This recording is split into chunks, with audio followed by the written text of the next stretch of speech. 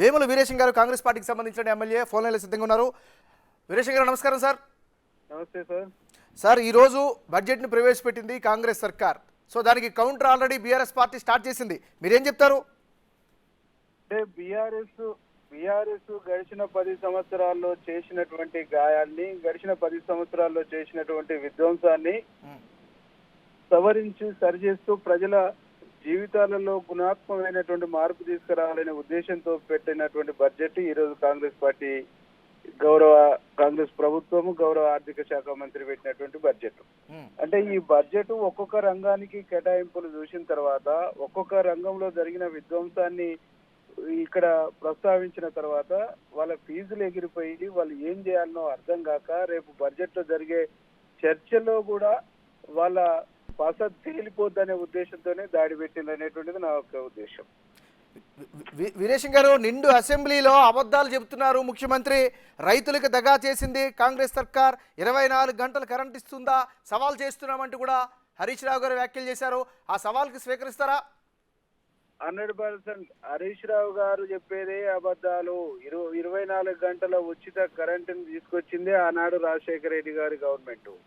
ఉచిత కరెంట్ అనేటువంటి నినాదానికి పేటెంటే ఇవాళ కాంగ్రెస్ పార్టీ.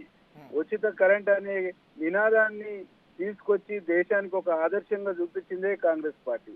ఈ రోజు కరెంటులు అనేటువంటి అంశానికి వస్తే మాట్లాడే నైతిక అర్హత అక్కడ ఉండేటువంటి బీఆర్ఎస్ నాయకులకు లేదు, హరీష్ రావు గారికి అసలు లేదు. కానీ కాంగ్రెస్ సర్కార్ లో మీరు ఎవరైతే చెప్తున్నారో రాజశేఖర రెడ్డి గారి గవర్నమెంట్ లో ఇచ్చినటువంటి ఉచిత కరెంట్ అంతా కూడా ఉత్త కరెంటే తప్ప అందులో ఉచిత కరెంట్ లేదు, రండి నేను నిరూపిస్తామని చెప్తున్నారు. మరి దాన్ని ఎట్లా అర్థం చేసుకోవాలి?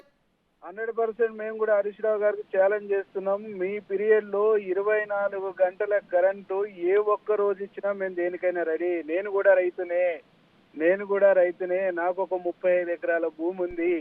నా వ్యవసాయ బావి కాడ ఎన్ని గంటల కరెంట్ వస్తుందో నేను అక్షరాల లెక్కలతో చెప్తాను. అందుకే అబద్ధాలు చెప్పటము, అసత్యాలని అందంగా చెప్పటం అనేటువంటిది హరీష్ రావు గారికి చాలా వెన్నతో పెట్టినటువంటి విద్య. ఈ రోజు హరీష్ రావు గారు మాట్లాడినా, కేసీఆర్ వచ్చి మాట్లాడినా, వారు 10 సంవత్సరాలుగా ఈ రాష్ట్రంలో ఒక్కొక్క రంగాన్ని ఎట్లా విధ్వంసం చేసిండ్రు, ఈ రాష్ట్ర అభివృద్ధికి ఎట్లా ద్రోహం చేసిండ్రు, ఈ రాష్ట్రాన్ని ఎట్లా అప్పుల పాలు చేసిండ్రు అనేటువంటిది చాలా స్పష్టంగా ప్రజలు అర్థం చేసుకోరు. వీరేశం గారు, ఈరోజు చాలా ఆసక్తికరమైనటువంటి ఒక మాటలను అయితే రేవంత్ రెడ్డి గారు చెప్పారు. అవేంటంటే వాస్తవాలకు దగ్గరగా బడ్జెట్ని అయితే రూపొందిస్తున్నాం, గత ప్రభుత్వంలో ఉన్నటువంటి లెక్కల మాదిరిగా కాదు అంటూ చెప్పారు. ఇలా ఎందుకు చెప్పాల్సి వచ్చింది? దీనిపైన మీరు ఏమైనా చెప్తారా? వాస్తవానికి దగ్గరగా రూపొందించడమని మా ముఖ్యమంత్రి గారు రేవంత్ రెడ్డి గారు చెప్పింది అక్షరాల సత్యము. గతంలో వాస్తవాలను దాచి అబద్ధాలు చెప్పి అంకెల గారెడి చూపించారు తప్ప వాస్తవాలకు తగ్గట్టుగా బడ్జెట్ ను పెట్టలేదు. బడ్జెట్ కేటాయింపులు కూడా జరగలేదు. కేటాయించినటువంటి బడ్జెట్ లో కూడా ఎక్కడ ఎంత ఖర్చు అయిందో ఈ రోజు మా బట్టి విక్రమార్క గారు చాలా స్పష్టంగా చెప్పిండు. వాళ్ళు కేటాయించింది కొంత అయితే దాంట్లో ఖర్చు పెట్టింది 0. కాబట్టి లెక్కలు అంకెల గారెడి చూపించి అబద్ధాలు చెప్పారు, మాయ చేసిర్రు, మోసం చేసిర్రు. కాబట్టి మేము మా ప్రభుత్వం అట్లుండదు. వాస్తవాలకు దగ్గరగా ఉన్నటువంటి బడ్జెట్ ను, వస్తున్నటువంటి ఆదాయాన్ని అనుగుణంగానే ఈ రోజు మేము బడ్జెట్ ని పెట్టి ఒక్కొక్క రంగాన్ని అభివృద్ధి పదంలో తీసుకుపోవడానికి ఒక విజన్ తో పోతున్నాం అనేటువంటిది మా ముఖ్యమంత్రి గారి యొక్క ఉద్దేశం. రైట్ వీరేశం గారు, ఇంకొక విషయం, రైతు భరోసా విషయం పట్ల మరో కీలకమైనటువంటి వ్యాఖ్యలు చేశారు.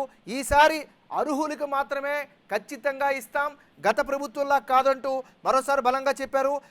దానికి తగ్గట్టుగా వ్యవసాయ రంగానికి కూడా కేటాయింపులు చేస్తున్నట్టుగా చెప్పారు. దీని పట్ల ఏమైనా చెప్తారా? మరి ప్రజలందరూ కూడా అదే కోరుకుంటుండ్రు.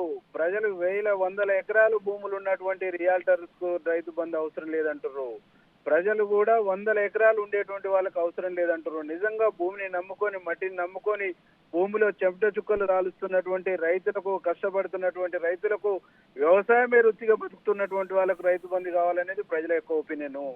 ఆ ప్రజల ఒపీనియన్ ని ప్రతిపక్షంలో ఉండి అనేక సంవత్సరాలు ప్రజల మధ్య తిరిగినటువంటి ముఖ్యమంత్రిగా, ప్రజల మనోభావాలు తెలిసినటువంటి ముఖ్యమంత్రిగా వాళ్ళ ఆలోచనకు అనుగుణంగానే ఆ పదాన్ని వాడింది అనేది నేను చాలా స్పష్టంగా చెప్పగలుగుతాను. రైట్. ఫైనల్ ఒక విషయం చెప్పండి వీరేశం గారు. సో కొత్త ఉద్యోగాల నియామకానికి సంబంధించి కూడా కీలక ప్రకటన చేశారు. అది త్వరగా ఆచరణలోకి వస్తుందా? 100% త్వరగా ఆచరణలోకి వస్తుంది. మన గవర్నమెంట్ వచ్చిన తర్వాతనే హెల్త్ డిపార్ట్మెంట్ లో 6,000 పైచిలకు పోస్టులను నింపినాం. వాళ్ళు ఏమంటారు, ఎంతసేపు చూసినా ఇప్పుడు మేము నింపుతున్న ఏ ప్రక్రియ అయినా మాదే అని చెప్పేసి చెప్పుకునేటువంటి దౌర్భాగ్య స్థితి కూడా వాళ్ళు వెళ్ళిపోతారు. మేము ఇచ్చినటువంటి ఆ ఎన్నికల మేనిఫెస్టోలో ఇచ్చినటువంటి హామీ ప్రకారంగా 2 లక్షల ఉద్యోగాలు ఇచ్చి తీరుతాం. త్వరలో 15,000 పోలీసు ఉద్యోగాలను కూడా చేపడతాం. రైట్, థ్యాంక్ యూ వీరేశం గారు. మీరు ఫోన్ లైన్లోకి అందుబాటులోకి వచ్చి మీ విలువైన స్పందన తెలియజేసినందుకు.